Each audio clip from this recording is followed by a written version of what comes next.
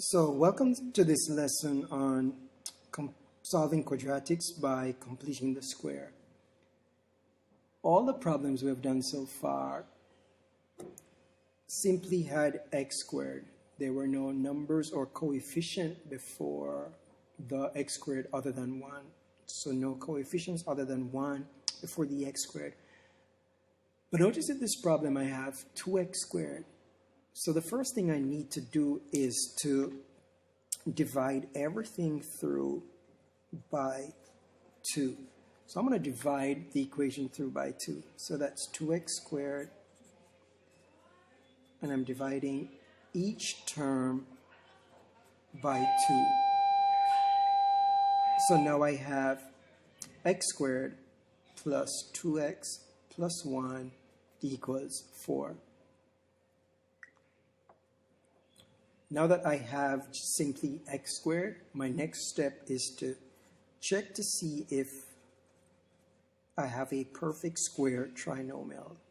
So let's do that. Let's take the middle term 2, divide it by 2, and it gives me 1. And 1 squared is equal to 1. So this is a perfect square trinomial, which means I can write it as x plus 1 all squared. And that's equal to 4. So since it's a perfect square trinomial, this is its equivalent binomial squared equal to 4. And so my next step would be find square root.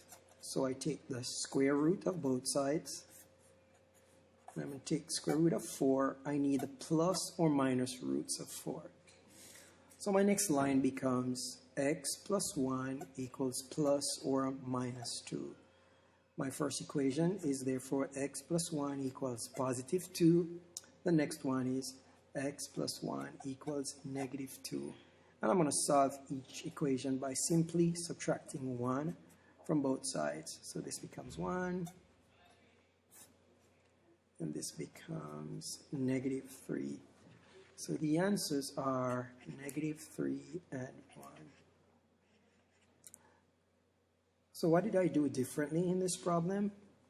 I first had to make sure that my coefficient was simply x squared. So whatever number is before the x squared, whether it's negative 2, negative 10, 5x squared, or whatever, we need to divide through by that number.